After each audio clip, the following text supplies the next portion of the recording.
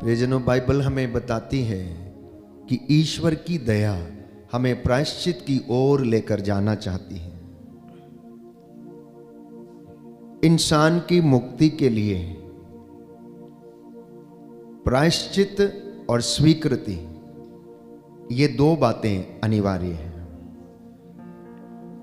जब हम प्रायश्चित करते हैं और स्वीकृति देते हैं कि मैं कमजोर हूं, मुझसे ये गलती हो गई है, तो हम विनम्रता को अपने जीवन में धारण करते हैं।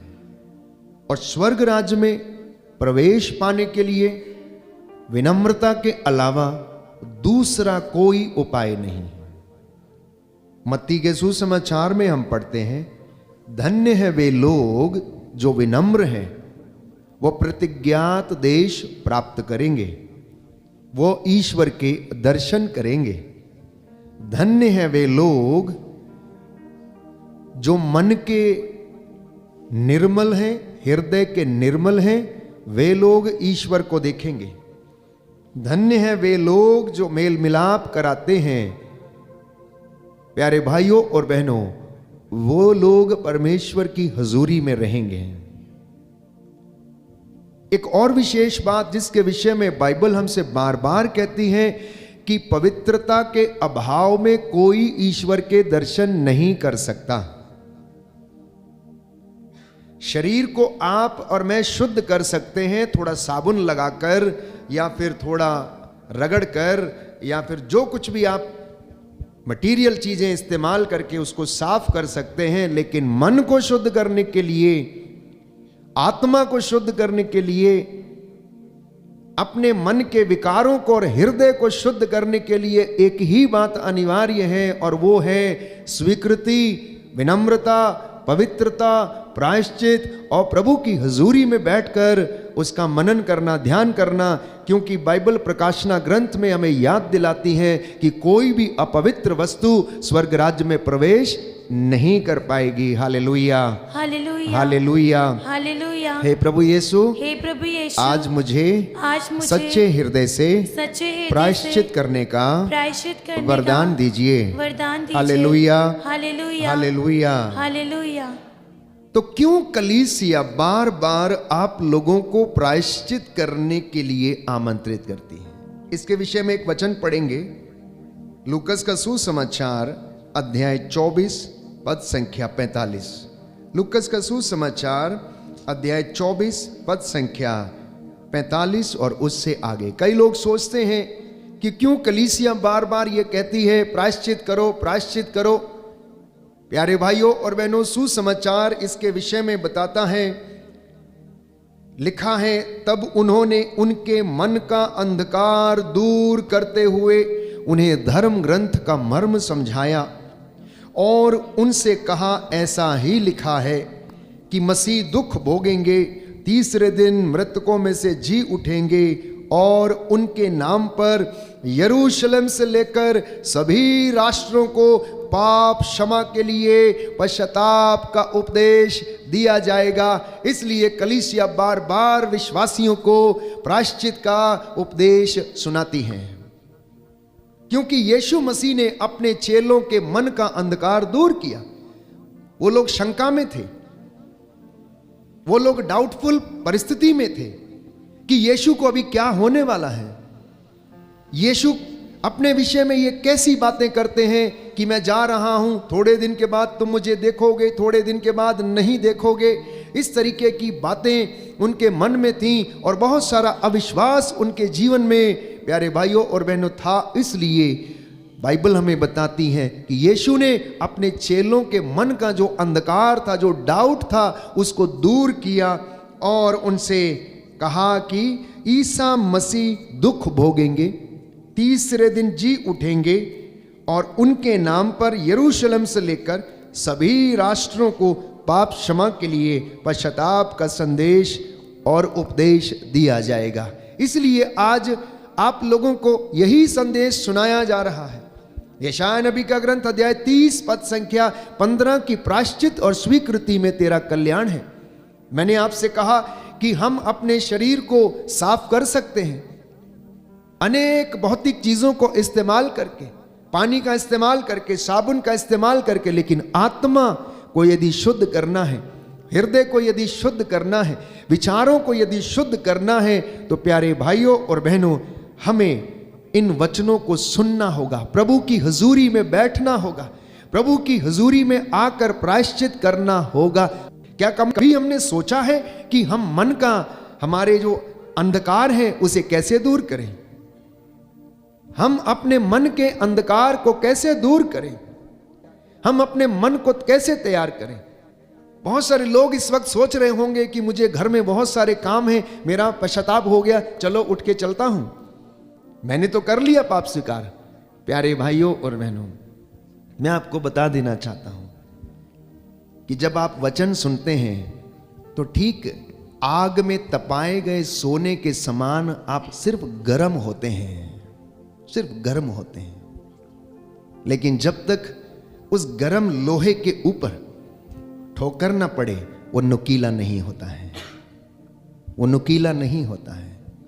अगर आप थोड़े समय के लिए वचन सुनने के लिए, आराधना करने के लिए आ गए और आपने अपने आप पर ईश्वर को अधिकार नहीं दिया, तो आपको नुकीला नहीं बनाया जा सकता। आप वहीं पर गर्म और ठंडे होते रहोगे और एक परिस्थिति ऐसी आएगी कि आपके अंदर से वो क्षमता समाप्त हो जाएगी और उस पर वार नहीं किया जा सकता, नुकीला नहीं बनाया जा सकता, उसको धारदार नहीं बनाया जा सकता। इसलिए परमेश्वर की उपस्थिति में रहकर वचन को सुनना, परमेश्वर की हुजूरी में बैठना, उसके द्वारा उस गर्मी को हासिल करना ये जरूरी है। और वचन के द्वारा आप नुकीले बनाए जाएंगे, वचन के द्वारा आप पवित्र बनाए जाएंगे, वचन के द्वारा आपके रास्ते सीधे होंगे। बाइबल हमें बताती है, यूहन्ना बपतिस्ता यीशु मसीह के पहले अग्रदूत बन के आया, अग्रदूत बनकर आया और उसने कहा कि निर्जन प्रदेश में पुकारने वाले की आवाज, प्रभु का मार्ग सीधा करो, घाटियां भर दी जाएं, टेढ़े मेढ़े रास्ते समतल कर दिए जाएं। आप अपने आसपास में देखिए कि किस तरह से लोग टेढ़े मेढ़े रास्तों पे चलते हैं।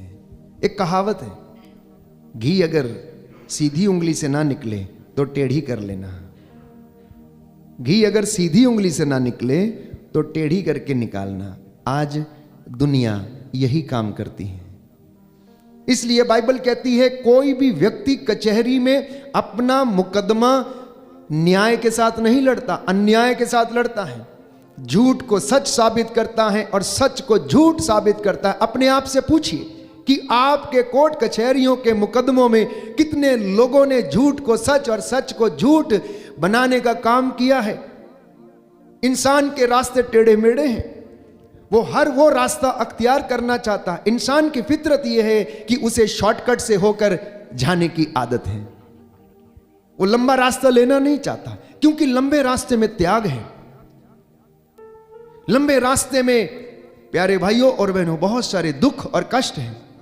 छोटे रास्ते में हो सकता है बहुत जल्दी आपको मुकाम मिल जाए, लेकिन उसमें मेहनत नहीं है, उसमें त्याग नहीं है, उसमें तपस्या नहीं है, उसमें परिपक्वता नहीं होती है। एक व्यक्ति जो मैदान में दौड़ता है मैराथन के लिए, वो अपने आप को लगभग 1 साल तैयार करता है, वो लगभग अपने आप को 1 साल तक तैयार करता और उसके बाद प्रतिस्पर्धा में उतरता है। एक विश्वासी को, एक आध्यात्मिक व्यक्ति को भी इसी प्रकार से अपने आप को तैयार करके अंतिम दिन प्रभु के सामने खड़े होने के लिए तैयार करने की आवश्यकता है। इसलिए आज का ये दिन प्रभु ने हमें दिया है कि हम अपने गुनाहों के लिए तौबा करें और माफी मांगे। मैं आपको याद दिला देना चाहता हूं कि बाइबल हमें बताती है, मनुष्य के पाप का असर मनुष्य पर पड़ता है, मनुष्य के पाप का असर मनुष्य पर पड़ता है और विपत्ति पीछा करती है और कृपा को छीन लेती है। जब इंसान टेढ़े मेढ़े रास्ते अपनाता है तो वो कृपा से वंचित हो जाता है। जब वो प्रभु का आदर नहीं करता, वो परमेश्वर के वचन पर वाद विवाद करता, ऊट पटांग तर्क देता है, वो परमेश्वर की हुजूरी से वंचित हो जाता है। परमेश्वर का वचन तर्क का विषय नहीं है, परमेश्वर का वचन वाद विवाद का विषय नहीं है, परमेश्वर का वचन प्यारे भाइयों और बहनों ग्रहण करने और विश्वास करने और आनंद प्राप्त करने का विषय है। बोलिए आमेन, आमीन, हालेलुया, हालेलुया। हे प्रभु यीशु, हे प्रभु यीशु, आपके वचनों के द्वारा आपके वचनों के मेरे द्वारा जीवन में मेरे जीवन शांति में आ जाए, शांति आ जाए, चंगाई आ जाए। चंगाई आ जाए। Hallelujah, hallelujah, hallelujah, hallelujah, hallelujah. Hallelujah. इसलिए तिमोथी कहता है कि आप लोग ऊट पटांग बातों से बचें और सावधान रहें, खोखले तर्क प्रस्तुत करके प्रभु की महिमा को भंग ना करें। क्योंकि बाइबल हमें बताती है, यशायाह नबी का ग्रंथ प्रभु का वचन ये कहता है कि मेरी वाणी आग है, आग, भस्म कर देने वाली आग है। इसलिए प्रियजनों, प्रभु ये कहता है कि मेरी वाणी जो चाहती है कर डालती है। तो जब वचन आपको सुनाया जाता है तो उसको स्वीकार करना, अंगीकार करना और उस पर चलने की कोशिश करना, और प्रभु आपको आशीष प्रदान करता है। बोलिए आमेन, आमीन, hallelujah, hallelujah, hallelujah, hallelujah, hallelujah. Hallelujah. यीशु की स्तुति हो, यीशु की स्तुति हो, यीशु को धन्यवाद, यीशु को धन्यवाद, यीशु की आराधना हो, यीशु की आराधना यीशु हो, की महिमा हो, यीशु की महिमा हो, यीशु को धन्यवाद। यीशु को धन्यवाद। सुनिए ध्यान से बाइबल क्या कहती है। लौकिक और व्यर्थ बकवाद से आप लोग दूर रहें। तिमोथी का दूसरा पत्र अध्याय 2 पद संख्या 14 और उससे आगे। लोगों को इन बातों का स्मरण दिलाते रहो, लोगों को इन बातों का स्मरण दिलाते रहो और ईश्वर को साक्षी बनाकर उनसे अनुरोध करो कि निरे शब्दों के विषय में वाद विवाद ना करें। इससे कोई लाभ नहीं होता, बल्कि यह सुनने वालों के विनाश का कारण हो सकता है। अपने को ईश्वर के सामने सुग्राह्य और एक ऐसे कार्यकर्ता के रूप में प्रस्तुत करने का प्रयत्न करते रहो जिसे लज्जित होने का कोई कारण ना हो और जो निष्कपट रूप से सत्य का प्रचार करे। लौकिक और व्यर्थ बकवाद से दूर रहो। जो लोग उनमें लगे रहते हैं वे धर्म के मार्ग से और दूर भटकेंगे और उनकी बातों का प्रभाव नासूर की तरह फैल जाएगा। ऐसे लोगों में हिमैनुअस और फिलेतुस हैं, जो यह कहकर सच्चाई से दूर भटक गए हैं कि हमारा पुनरुत्थान हो चुका है। इस प्रकार वे कुछ लोगों के विषय में बाधा पहुंचाते हैं। आज विश्वासियों में भी कुछ लोग ऐसे हैं जो लोगों को बहकाने का काम करते हैं, वचन पर विश्वास नहीं करते और प्रभु के वचन पर तर्क वितर्क करते हैं। बाइबल कहती है, संत पौलुस तिमोथी को लिखता है कि लौकिक और व्यर्थ की बकवास से आप लोग दूर रहो। जो लोग ऐसे काम करते हैं वो धर्म के मार्ग से भटकते हैं और उनकी बातों का प्रभाव नासूर की तरह फैल जाता है। वो खुद अपना जीवन नष्ट करते, लेकिन दूसरों का जीवन भी वो लोग नष्ट करते हैं और प्रभु से उन लोगों को दूर करते हैं। ये पवित्र वचन प्यारे भाइयों और बहनों आज हमसे अनुरोध करता है। तो मैंने कहा, ईश्वर चर्चा का विषय नहीं है, ईश्वर की बातें वाद विवाद का विषय नहीं है। ईश्वर की बातें विश्वास करने के लिए हैं। उसने जो कहा यह पूरा हो जाए, क्योंकि बाइबल में हम बार बार पढ़ते हैं कि उसने जो कहा वैसा हो गया। उसने शब्द से धरती को बनाया, शब्द से उसने प्यारे भाइयों और बहनों आसमान को बनाया, समुद्र और हर चीज को उसने शब्द मात्र से बनाया। वो शब्द परमेश्वर के साथ था और उस शब्द ने शरीर धारण किया और हमारे बीच में निवास किया और हमारे जैसे उसने रहना स्वीकार किया।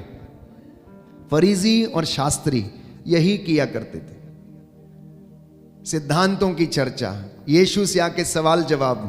देखो, योहन के शिष्य ऐसा करते हैं, तुम्हारे शिष्य ऐसा क्यों नहीं करते? विश्राम दिवस का पालन क्यों नहीं करते? आज कलीसियाओं में यही चर्चा है। एक कलीसिया ऐसा करती है और दूसरी ऐसा नहीं करती। तुम लोगों को पता नहीं है कि प्रभु कैसा है, सच्चा है।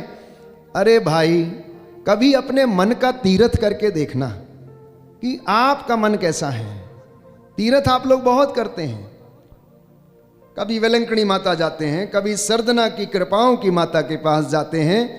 प्यारे भाइयों और बहनों, यहाँ लोग तीर्थ करने नहीं, यहाँ लोग मेला देखने जाते हैं। असली तीर्थ करना है ना, अपने मन का तीर्थ करना।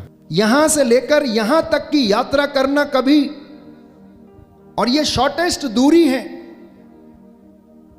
ये शॉर्टेस्ट दूरी है यहाँ से लेकर हृदय तक की दूरी, जो इंसान कभी जिंदगी में करता नहीं है। और यहाँ से हजारों किलोमीटर की यात्रा करके मां मरियम को वेलंकणी में जाकर उपहार चढ़ाने जाएगा, और अन्य जगह पर जहां जहां भी तीर्थ स्थान है वहां पर चढ़ावे लेकर जाएगा। अरे भाई, कभी अपने मन का तीर्थ करके देखना, प्रभु आपको समझाएगा कि तू कहां पर खड़ा है, तू ठंडा है या गर्म है या गुनगुना है, तेरा जीवन कैसा है।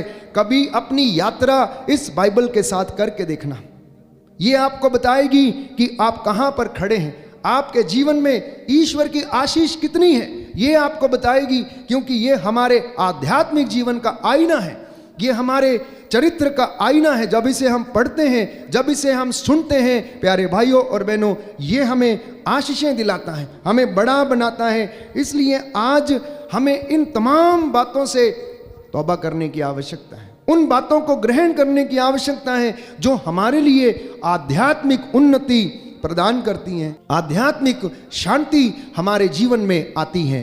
इसलिए प्यारे भाइयों और बहनों, आज का ये दिन महत्वपूर्ण है, तो ये जरूरी है कि हम अपने हृदय को सजाएं, ये जरूरी है अपनी आत्मा को सजाएं, ये जरूरी है हम अपने रिश्तों को फिर से बनाएं, ये जरूरी है हम अपने पड़ोसी को क्षमा करें, ये जरूरी है कि हम अपने मुद्दई से समझौता कर लें, ये जरूरी है कि हम पड़ोसी से कहें, भाई, ओ बहन, मम्मी, पापा, मुझे क्षमा कर दीजिए, मैं आपको क्षमा करता हूं। क्योंकि याद रखिए, बाइबल कहती है, अहंकारी और घमंडी मनुष्य ईश्वर के दर्शन नहीं कर सकता।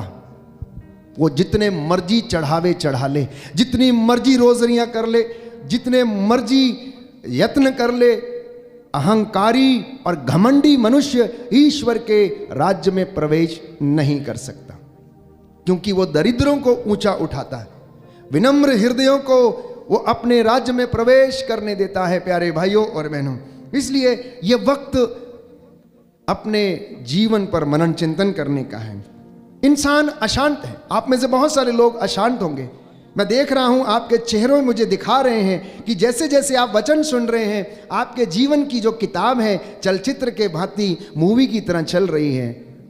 आप में से बहुत सारे लोग सोच रहे हैं, अब तो 60 बरस बीत चुके हैं, काश मैंने ये पाप स्वीकार पहले कर लिया होता तो मेरा जीवन बदल गया होता। मैंने बहुत कुछ खो दिया है, मैंने अपनी पत्नी खो दी, पति खो दिया, मैं उसको रास्ते पर नहीं ले पाई, मैं अपने बच्चे खो दिए, उनसे दूर हो गई। प्यारे भाइयों और बहनों, ऐसे विचार, अनेक प्रकार के विचार आते होंगे कि मेरे जीवन में इस तरीके का घृणित पाप था जिसे मैं सोचता रहा, चलता है, कुछ नहीं होता। प्यारे भाइयों और बहनों, गलत काम करने से बहुत कुछ होता है, गलत काम करने से बहुत कुछ होता है, क्योंकि गलत गलत है और सत्य सत्य है। सत्य हमेशा सत्य रहेगा, उसे कोई भी झूठ साबित नहीं कर सकता है, लेकिन गलत हमेशा गलत रहेगा और गलत ही साबित होगा। जब हम इन बातों को सुनते और समझते हैं तो उस कृपा को अनुभव करना। आज से पहले अज्ञानता के वश में बहुत सारे लोग प्रभु से दूर चले गए, उन्होंने देखा कि आज यहां से कृपा नहीं मिल रही तो कहीं दूसरी जगह पर ले लेते हैं, वहां पर चलते हैं, वहां हमारा हल हो जाएगा। प्रभु के ये लोग, इनसे कुछ नहीं होता है, इन्हें कुछ नहीं आता है, ये तो यूं ही बोलते हैं। प्यारे भाइयों और बहनों, ये इंसान की कमजोरी है। इंसान इंस्टेंट इफेक्ट चाहता है, लेकिन प्रभु का वचन हमें बताता है प्यारे भाइयों और बहनों कि परमेश्वर आपको समय आने पर परिपूर्ण सामर्थ्य तथा सुदृढ़ बनाएगा। जब आप पूरी तरीके से तैयार हो जाएंगे, जब आप पूरी तरह विश्वास में दृढ़ बन जाएंगे, तब आपको प्यारे भाइयों और बहनों वो आशीष प्रदान करेगा। तो इसलिए मैंने कहा कि दुनिया में बहुत सारे लोग अशांत हैं, हम लोग भी कभी कभी अशांति को महसूस करते हैं। तो स्तोत्रकार कहता है, अध्याय 38 पद संख्या 19, मेरे पापों के कारण मैं अशांत हूं। मेरे पापों के कारण मैं अशांत हूं और किसी चीज से नहीं। आप अपनी ही गलती के कारण, अपने ही अपराध बोध के कारण, अपने ही पाप के कारण, अपनी ही गैर जिम्मेदाराना हरकत के कारण आप अशांत हैं। किसी दूसरे की वजह से नहीं, अपने पड़ोसी की वजह से नहीं, अपनी बहन या भाई या बेटे या बेटी की वजह से नहीं। इंसान अपने किए का फल भुगतता है। इसलिए दाऊद कहता है कि मेरे पापों के कारण मैं अशांत हूं, अब कौन मुझे इससे आजाद करेगा। तो यशायाह नबी के ग्रंथ अध्याय 22 पद संख्या 22 में हम पढ़ते हैं कि प्रभु का वचन ये कहता, मैं दाऊद के घराने की कुंजियां उसके कंधों पर रख दूंगा, वो जिसके लिए खोल देगा उसे कोई बंद न करेगा, और जिसके लिए बंद कर देगा उसे वो खोल न सकेगा। नई व्यवस्था में हम पढ़ते हैं, यीशु मसीह ने पेतरुस से कहा, पेतरुस स्वर्ग राज्य की कुंजियां मैं तेरे हाथों में देता हूं, पृथ्वी पर तो जिसका निषेध करेगा स्वर्ग में उसका निषेध रहेगा, और पृथ्वी पर जिसको अनुमति देगा स्वर्ग में भी उसको अनुमति रहेगी। नूह के जमाने में लोग खाते रहे, पीते रहे, शादी ब्याह करते रहे, ऐशो आराम करते रहे, हर प्रकार की अश्लीलता में रहे। सोदोम और गोमोरा में भी ऐसा ही हुआ। उन्हें प्रायश्चित का संदेश सुनाया गया, अपने टेढ़े मेढ़े रास्ते सीधे करो, घूसखोरी से बचो, हर तरीके की लोभ लालच ईर्ष्या वासना द्वेष घृणा घमंड इन बातों से बचो। लेकिन कोई बचा नहीं, किसी ने बचने का प्रयास नहीं किया। और दिन ऐसा आया कि सोदोम और गोमोरा के ऊपर प्यारे भाइयों और बहनों परमेश्वर ने आग और गंधरस बरसाया और उसको नष्ट कर दिया। हो सकता है कि आज हम लोगों के जीवन में ऐसा ना हो कि आग बरसे और हम नष्ट हो सकता है हमारे रिश्तों में हम नष्ट हैं, हो सकता है संतान की दृष्टि से हम बर्बाद हैं, हो सकता है आर्थिक दृष्टि से हम बर्बाद हैं, हो सकता है आध्यात्मिक जीवन में अंधकार है। ये किसी आग बरसने के बराबर है। हो सकता खेत में फसल नहीं होती है, ये किसी आग और गंधरस बरसने से कम नहीं है कि मनुष्य बोता है लेकिन कम लुनता है, मनुष्य प्रयास करता लेकिन असफल होता है, मनुष्य बार बार दर ठोकरे खाता, दफ्तरों में जाकर इंटरव्यू देता लेकिन आखिरी क्षणों में असफल रहता है किसी ना किसी वजह से। तो अगर आध्यात्मिक जीवन से जोड़कर इसे देखा जाए तो ये असफलता किसी ना किसी तरीके से हमारे जीवन में हमको प्रभावित करती है। तो बाइबल कहती है, यिर्मयाह नबी का ग्रंथ अध्याय 5 पद संख्या 25, तुम्हारे पापों ने तुमको उन वरदानों से वंचित कर दिया जो परमेश्वर ने तुम्हारे लिए रखे थे, और किसी चीज ने नहीं। तुम्हारे पापों ने, गलतियों ने, कमजोरियों ने, ईर्ष्या ने, घमंड ने, द्वेष ने, गलत रिश्तों ने, व्यभिचार ने, अश्लीलता ने, गाली गलौज ने, तुम्हारी गंदी जुबान ने तुमको ईश्वर से दूर कर दिया, उन वरदानों से वंचित कर दिया जो वो देना चाहता था। इन बातों के लिए प्रायश्चित करना है, इन बातों के लिए प्रायश्चित करना है। जब संत योहन अग्रदूत बनकर यीशु के विषय में संदेश देने के लिए आया तो उसने प्रायश्चित का संदेश सुनाया। प्रायश्चित करो, स्वर्ग का राज्य निकट है। प्रायश्चित का अवसर ना देखने पर नगर अपने को नष्ट करेगा।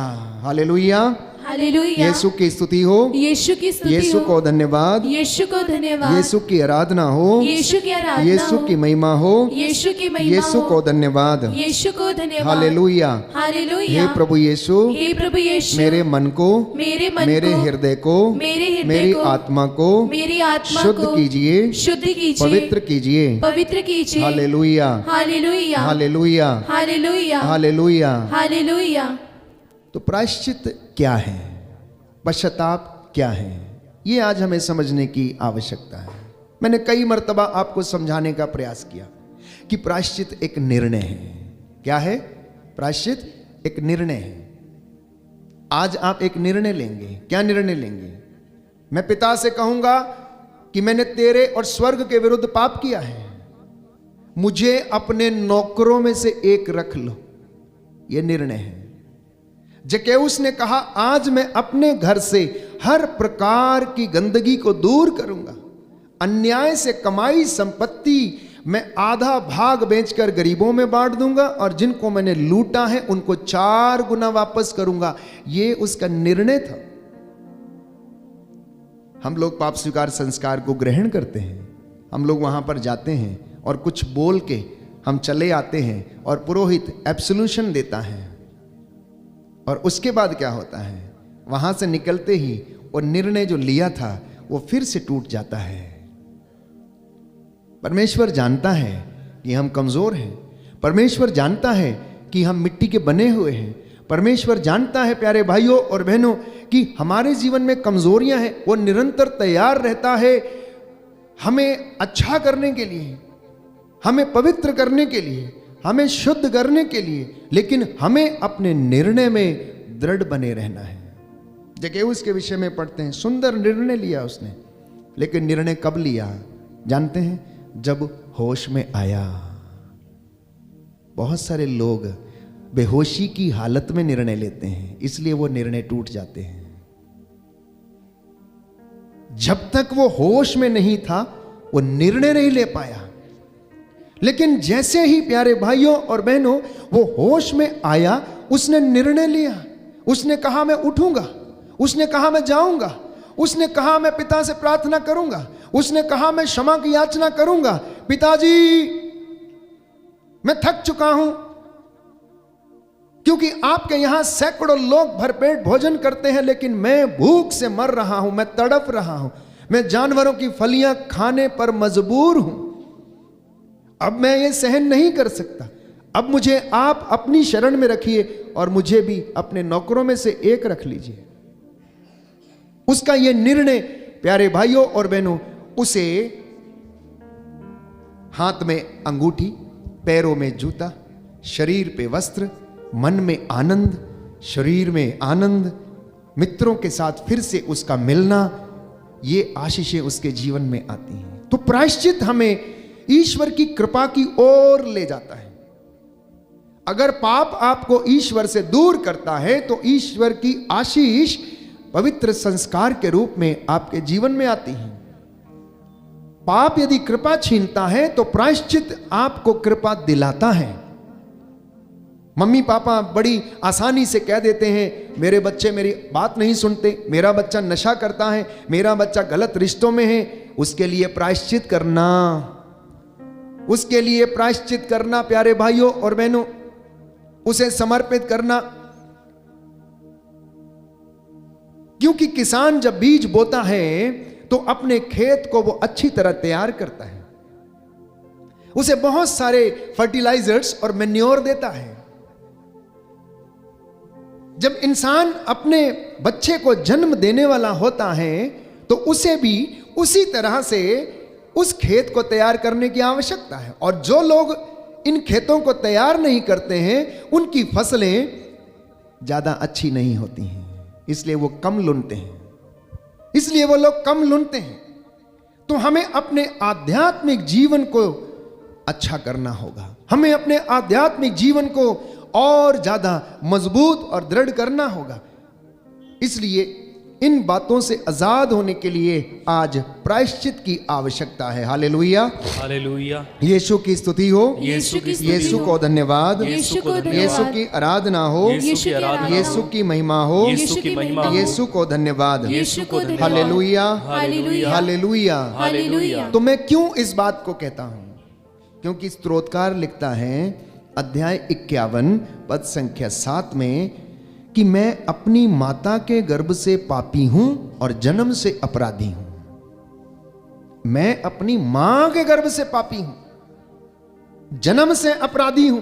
दुनिया में आने के बाद मैंने पापी नहीं बना, मैं तो अपनी मां के गर्भ में जब गढ़ा जा रहा था मैं उसी समय से पाप में जन्मा हूं, मैं उसी समय से अपराधी हूं। कितना सामर्थ्यवान वचन है। अगर कोई व्यक्ति इस वचन को समझेगा तो मैं समझता हूं कि उसकी आने वाली पीढ़ियों के जीवन में कभी पाप रूपी अंधकार शायद नहीं होगा। परमेश्वर उन्हें ब्लेस करेगा, क्योंकि बाइबल कहती है उत्पत्ति ग्रंथ अध्याय 8 पद संख्या 1 कि मनुष्य की प्रवृत्ति बुराई की ओर है। क्यों? क्योंकि वो पाप में जन्मा है, क्योंकि वो अपराध में जन्मा है। इसलिए उनके अंदर से जो भावनाएं आती हैं वो क्या है? बुरी प्रवृत्ति है, मारने की, तोड़ने की, जलाने की, ईर्ष्या की, घमंड की, विषय वासना की, सांसारिक बातों को अपने जीवन में धारण करने की। ये सब कहां से सीखा है बच्चे ने? ये आज मनन चिंतन करने की आवश्यकता है। और जब हम बाइबल के वचन पढ़ते हैं तो इन दोनों में बहुत सारा सामंजस्य है कि मनुष्य का हृदय, उसका मन बचपन से बुराई की ओर है। बचपन से, बड़े होने के बाद नहीं। आप लोग ये ना कहें कि पहले ऐसा नहीं था अब ऐसा हो गया।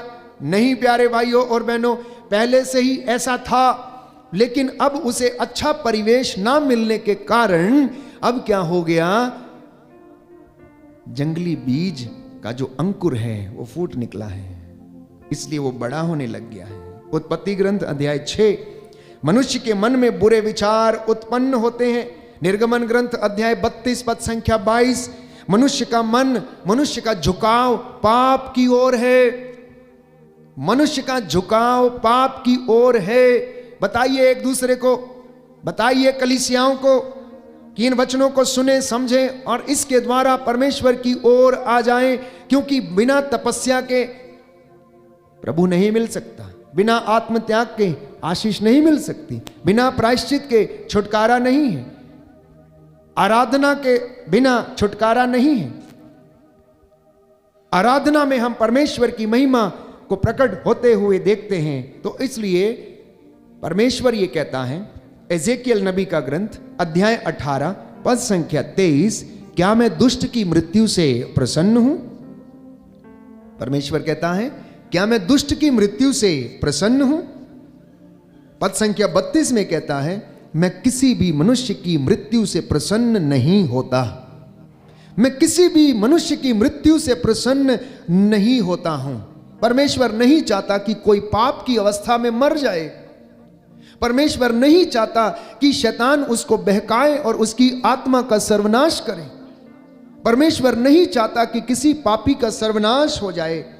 तो सच्चे पश्चाताप से प्यारे भाइयों और बहनों, हम परमेश्वर के अनुग्रह को फिर से हासिल कर सकते हैं। बोलिए आमेन, आमीन, hallelujah, hallelujah, hallelujah, hallelujah, hallelujah. Hallelujah. प्रभु कहता है, प्रभु कहता है, क्या मैं दुष्ट की मृत्यु से प्रसन्न होता हूँ? क्या मैं दुष्ट की मृत्यु से प्रसन्न होता हूँ? मैं किसी भी मनुष्य को मैं किसी भी मनुष्य को मरते हुए मरते हुए नहीं देख सकता। नहीं देख सकता। हालेलुया। हालेलुया। मैं किसी भी मनुष्य की मृत्यु से किसी भी मनुष्य की मृत्यु प्रसन्न से नहीं होता। प्रसन्न नहीं होता। Hallelujah, hallelujah, hallelujah, hallelujah, hallelujah. Hallelujah. प्रियजनों, बाइबल हमें बताती है कि परमेश्वर ने मृत्यु नहीं बनाई। मृत्यु कैसे संसार में आई? कैसे संसार में आई? बाइबल कहती है कि शैतान की ईर्ष्या के कारण मृत्यु इस संसार में आई। पाप का वेतन मृत्यु है।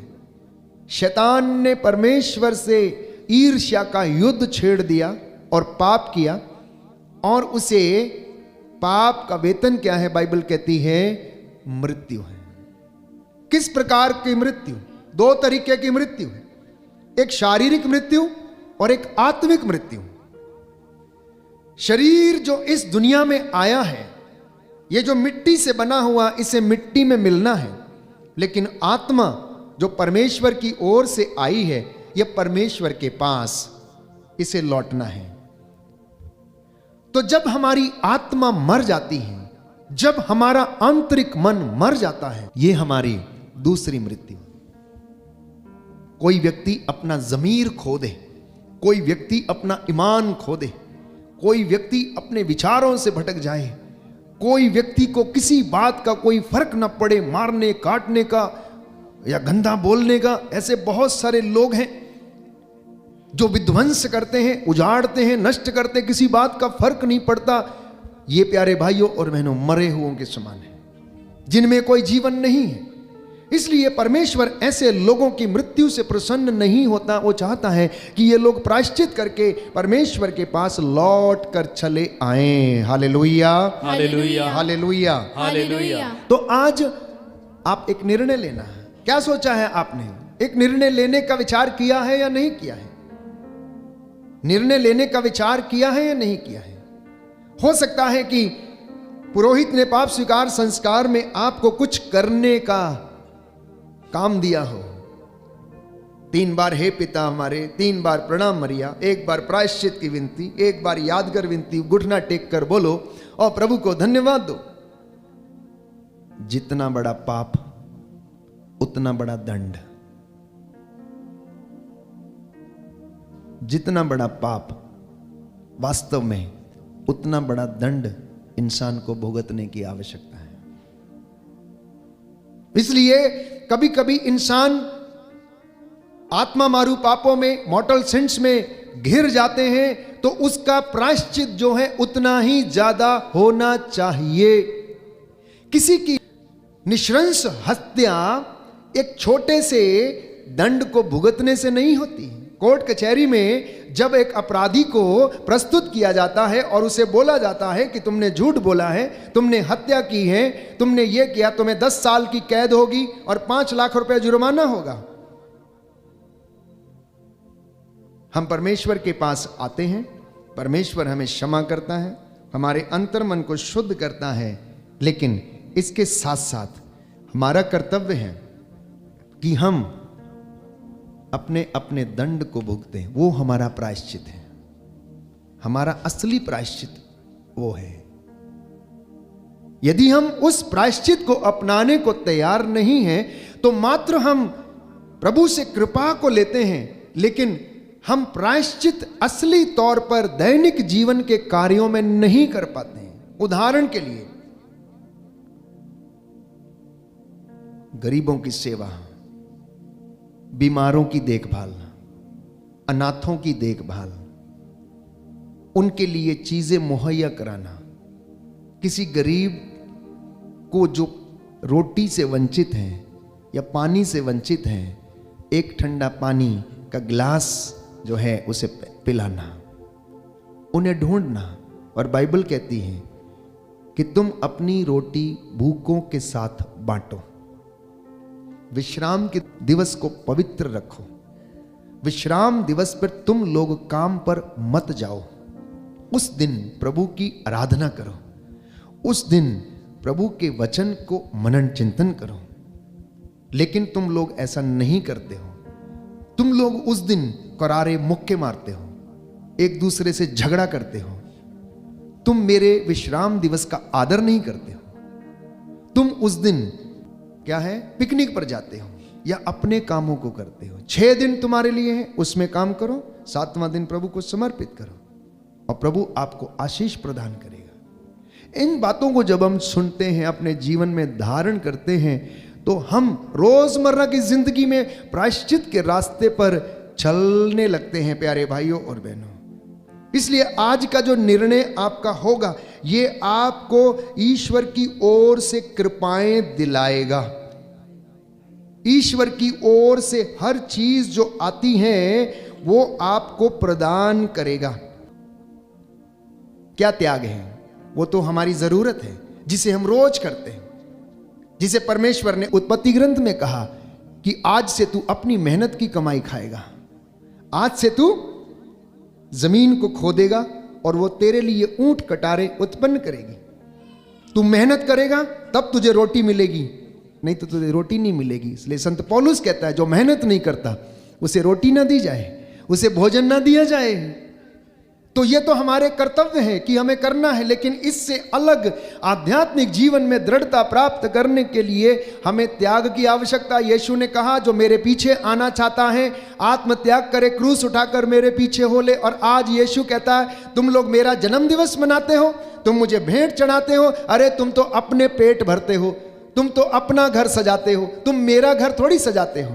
तुम तो अपने घर की चरनी सजाते हो, मेरी चरनी थोड़ी सजाते हो। मेरी चरनी कहाँ है? मेरा घर कहाँ है? तुम मेरे लिए कौन सा घर बना के तुमने तैयार करके रखा है? और संत पौलुस जवाब देता है कुरिन्थियों के दूसरे पत्र अध्याय 6 में कि क्या तुम नहीं जानते कि तुम्हारा हृदय ईश्वर का मंदिर है, तुम्हारा हृदय पवित्र आत्मा का मंदिर है। और आज उसी मंदिर को तैयार करने के लिए, आपसे पाप स्वीकार संस्कार को ग्रहण करने के लिए कलीसिया क्या कर रही है? आह्वान कर रही है, आपको आमंत्रित करती है, आपको बुलाती है। बहुत सारे मसीह लोग या तो वो क्रिसमस क्रिश्चियन हैं और या फिर गुड फ्राइडे क्रिश्चियंस हैं। बहुत सारे मसीह लोग या तो क्रिसमस क्रिश्चियंस हैं और या फिर गुड फ्राइडे क्रिश्चियंस हैं। बाकी के समय में लॉक लगाकर छोड़ दिया जाता है, आध्यात्मिकता से कोई मतलब नहीं, कोई समस्या नहीं। ये इंसान की फितरत है। और मैंने आपको वचन पढ़ के बताया कि मनुष्य की प्रवृत्ति बुराई की ओर है। उत्पत्ति ग्रंथ अध्याय 8 पद संख्या 1। मनुष्य के मन में बुरे विचार उत्पन्न होते हैं। उत्पत्ति ग्रंथ अध्याय 6। निर्गमन ग्रंथ अध्याय 32 पद संख्या 22। मनुष्य का झुकाव बचपन से पाप की ओर है। तो इसमें कोई दो राय नहीं या कोई बहुत बड़ी बात नहीं, बाइबल इस बात को स्पष्ट करती है। तो आज जब हम निर्णय ले रहे हैं, मैंने कहा कि प्रायश्चित एक निर्णय है। Repentance is a decision, repentance is a decision. और जब कोई व्यक्ति निर्णय लेता है कि यह चीज यहां रहेगी, तब उसका असर हमारे जीवन में मिलता है। हम उस कृपा को अनुभव करते हैं अपने जीवन में। हम अनुभव करते हैं उन बातों को जो परमेश्वर हमसे कहना चाहता है। अफेसियों का पत्र अध्याय 5 पद संख्या 16, बाइबल कहती है कि ये दिन बुरे हैं, इसलिए आप लोग वर्तमान समय का पूरा पूरा लाभ उठाएं। इसलिए आप लोग वर्तमान समय का पूरा पूरा लाभ उठाएं। आज का दिन आप लोगों के लिए निर्धारित है प्रभु की ओर लौटने का, प्रभु की ओर अभिमुख होने का। और जो अवसर रहने पर प्रायश्चित नहीं करेगा वो नष्ट करेगा अपने आप को, अपने घर को, अपने समाज को, अपनी कलीसिया को। और इस परिस्थिति में कोई भी व्यक्ति हो, छोटा हो बड़ा हो, बाइबल हमें बुलाती है। इसलिए अपने हृदय रूपी मंदिर को प्रायश्चित के साथ ये तैयारी करने का समय है। बोलिए आमेन, हालेलुया। हालेलुया। हे प्रभु यीशु, हे प्रभु यीशु, मैं अपने जीवन को मैं अपने जीवन को आपके चरणों में आपके समर्पित चरणों में करता हूँ। समर्पित करता हूँ। आइए प्रभु यीशु, आइए प्रभु यीशु, मेरे जीवन में, मेरे जीवन मेरे में, परिवार में मेरे परिवार अधिकार में लीजिए। अधिकार लीजिए। Hallelujah, hallelujah, hallelujah, hallelujah, hallelujah. Hallelujah.